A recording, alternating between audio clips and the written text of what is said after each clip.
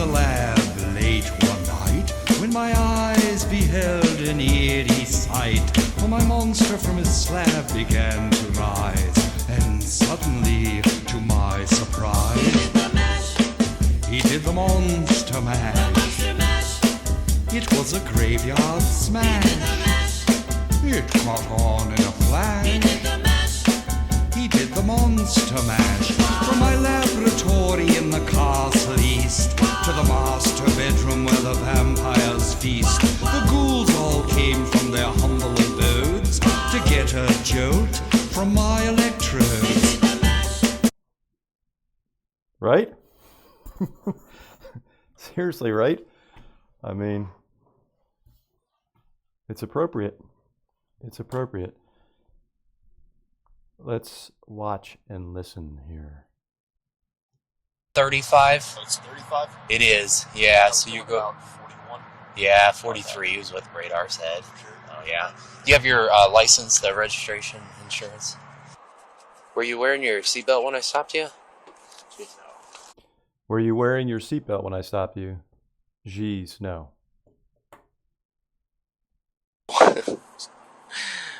That's no good. Just being honest with you. Yeah, I appreciate I'm just being honest with you. that. You guys are. There's absolutely no point in not being honest. There's absolutely no point in not being honest. But wait, there's a caveat.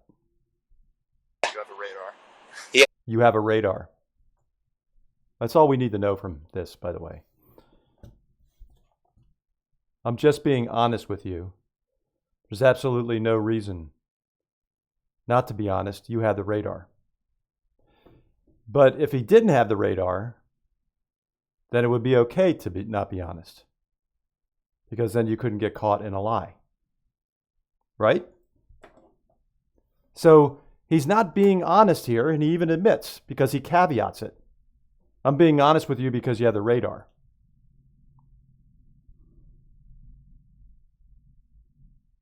But if I knew I could get away with it, with not being honest to you, then I would obviously lie to you. So for Bryan Kohberger, this is all a video game. Remember? Remember, the monster said this is a video game. Nobody means anything to him except for their players within the video game. He can take them or leave them. But he's got to play according to the rules of the video game. And the video game, the algorithm, says that you have to be honest about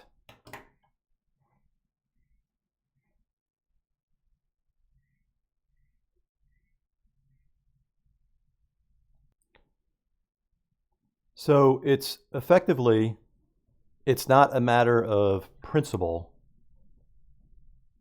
for Bryan Kohberger lying. It's just a matter of what is required of the video game at that moment, according to the algorithm. Remember, he's living in a video game.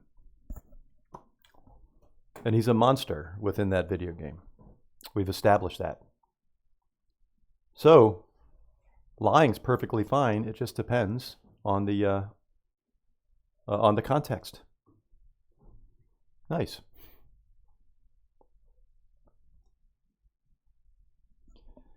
So pursuant to that, somebody's lying here. Let's listen in to this via my good friend and former colleague, Pav.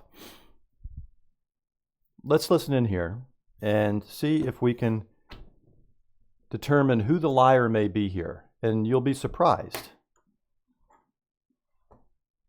that it may be neither of these so-called experts.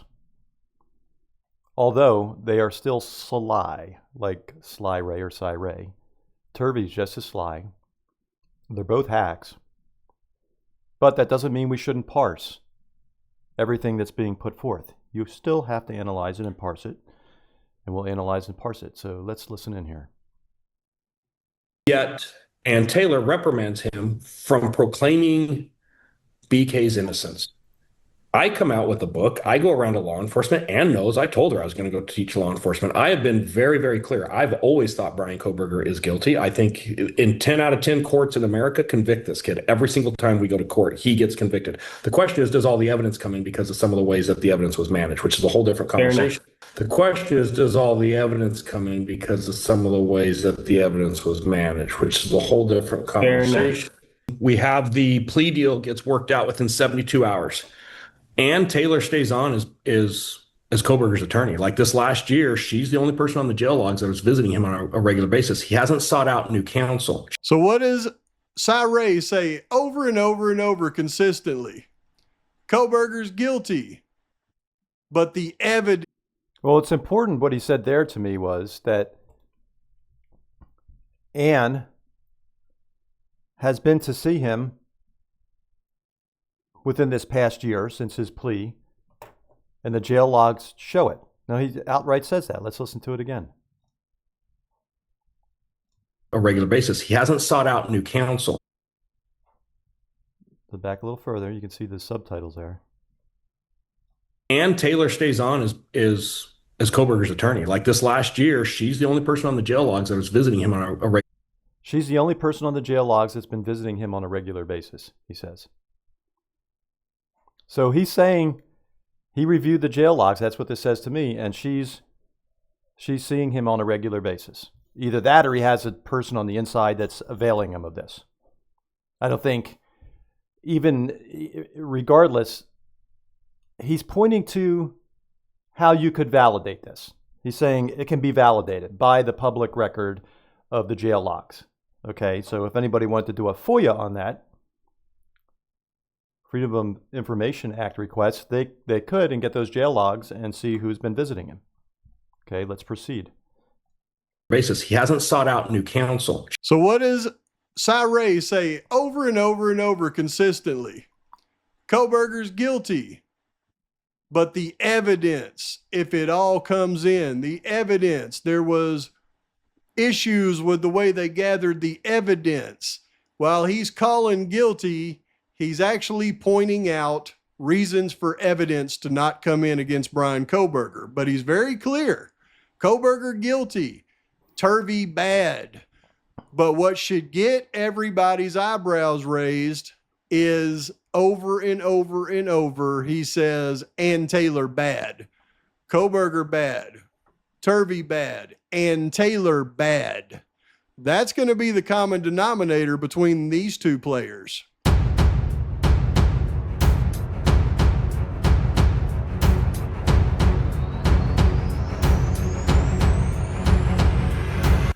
For what is it, like a third, 20, 29, 30%? I like what Pav does there.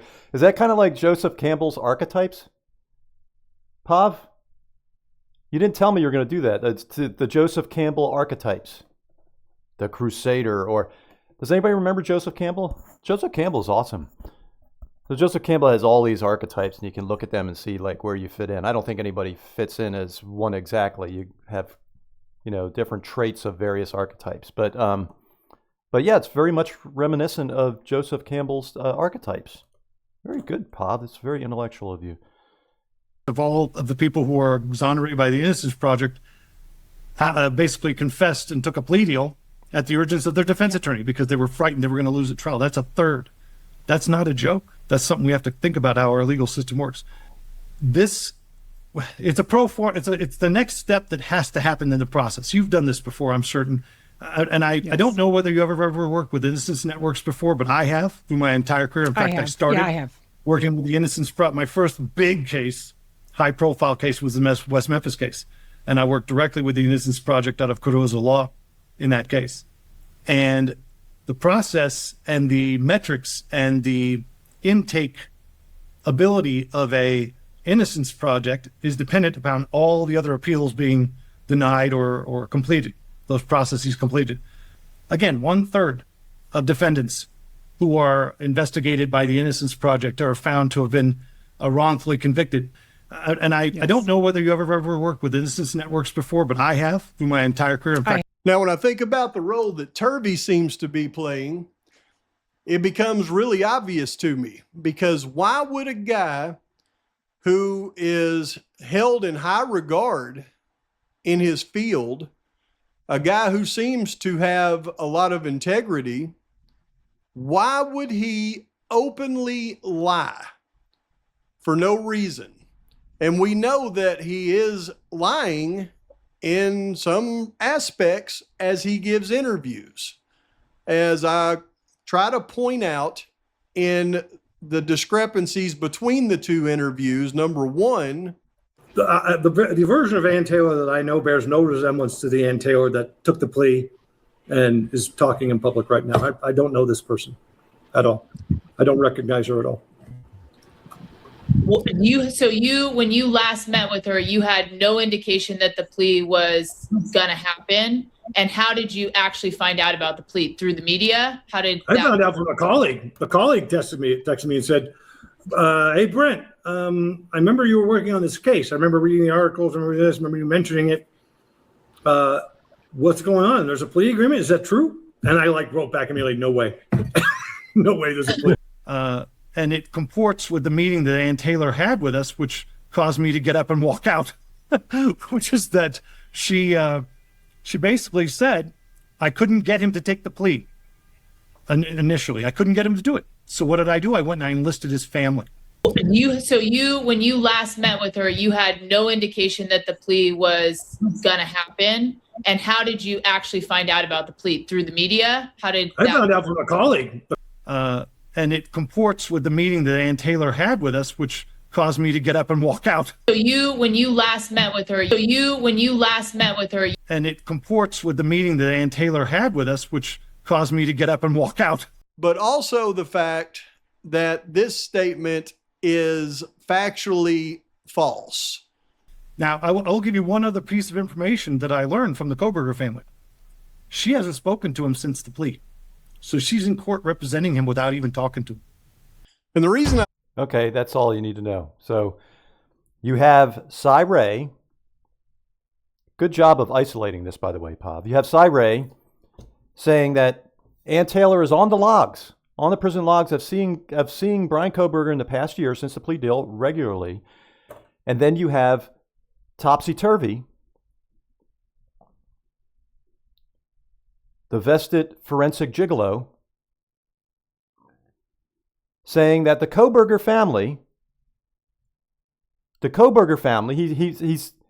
he's wise enough to say the Kohberger family and not just say, like he's speaking as though it's just him that knows this. The Kohberger family informed him that Ann Taylor has not communicated with Bryan since the plea deal at all. So somebody's lying here, right? I mean, one person has to be right and the other has to be wrong. Who? I'm going to just say here, I don't think that Sly Ray is lying here. I think he knows that you could validate this if you wanted and check the logs to see if Ann Taylor was really communicating with Bryan Kohberger, the prison logs. That can be validated. I mean, that's really going out on a limb if you're Sly Ray, if it could be validated. So is anybody going to go out and try to verify this? I'm not. I'm not going to waste my time with this. I think, and I'll tell you why I'm not. I'm going to go out and say what I think is happening here. Prove me wrong. If you think I'm wrong, prove me wrong and do a FOIA request for those prison logs. So I don't think Ray is lying here. I think he either has somebody inside that availed him of this knowledge, and they would have no reason to lie about that. What would be the angle for lying that Ann Taylor was coming to visit Bryan Kohberger? And or he's looked at the logs himself.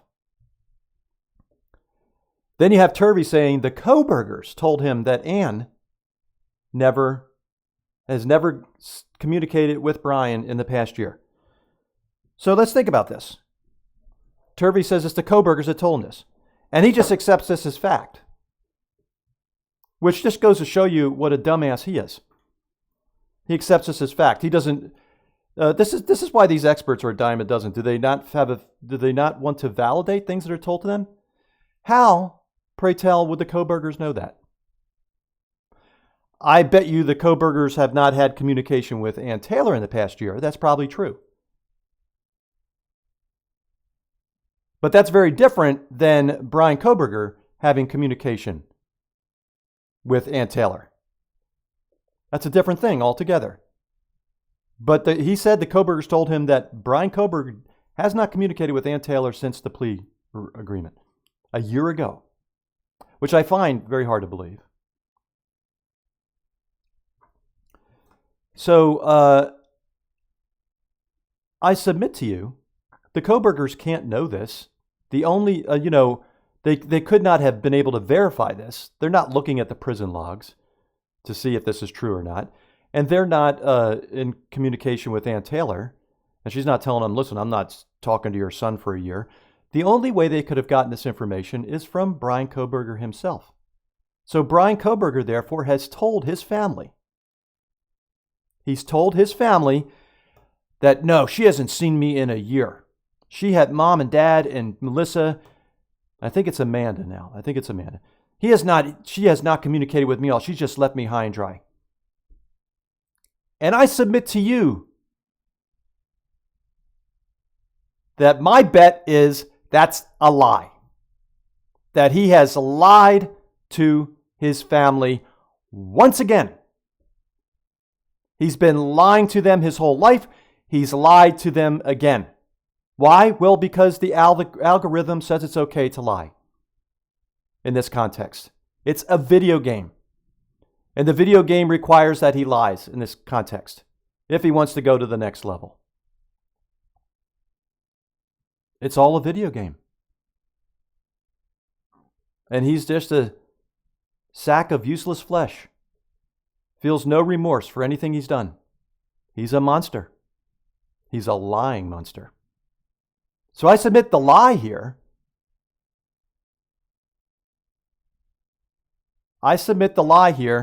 Is Bryan Kohberger. Bryan Kohberger's the liar. He's the one that brought this lie. He lied to his family once again. And they, once again, delusionally accepted it hook, line, and sinker.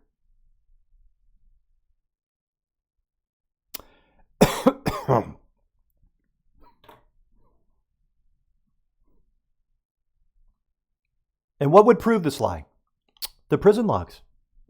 So prove me wrong. Prove me wrong, Jules. Prove me wrong, Truth and Transparency. You love FOIA requests. Do a FOIA request on the prison logs. And let's see who's lying here. Is it Sly Ray lying? Or, and I won't say Turvey lying because he was able to, cover himself by saying the Kohbergers told him this, but although he accepted it, hook, line, and sinker, just like they did.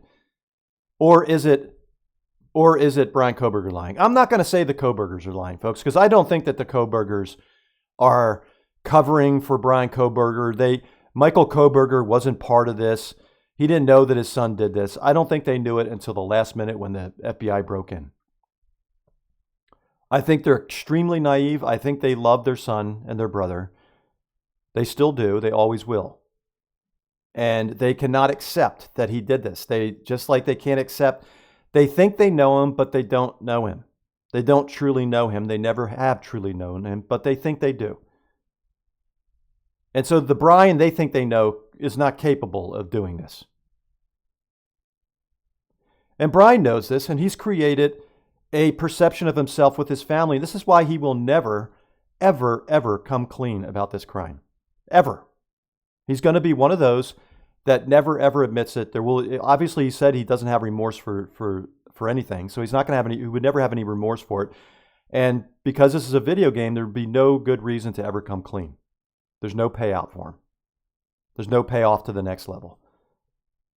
He always wants his family to have the perception of him as someone that could not possibly do something like this, despite so much evidence to the contrary. So for those of you that want to come down the Kohberger family in the sense that they were involved and they're covering for him, I don't think so. I don't think so at all. I don't buy that. Now, I don't condone Melissa Kohberger being buds with Jules, who is a grifter. They're all grifters. I don't condone that at all. And like I said, if you want to heal Kohbergers, you're going to have to distance yourself from such people, and you're going to have to accept the cold, hard reality that you really don't know your son and brother that there's overwhelming evidence that he did this, and he's been lying to you his whole life, so that you would have a perception of him that's a false perception. So long as you're buddies with people like Jules, you're never going to get through this. You will never get through it. It will destroy you entirely. I'm not going to say this won't always be a painful part of your life. It always will be. But it could be better. It could be better if you accept the reality. So yeah, prove me wrong. I think Bryan Kohberger lied to his parents about Ann Taylor communicating with him this past year. I think the prison logs, as Cy Ray said, will prove that. Will prove the lie.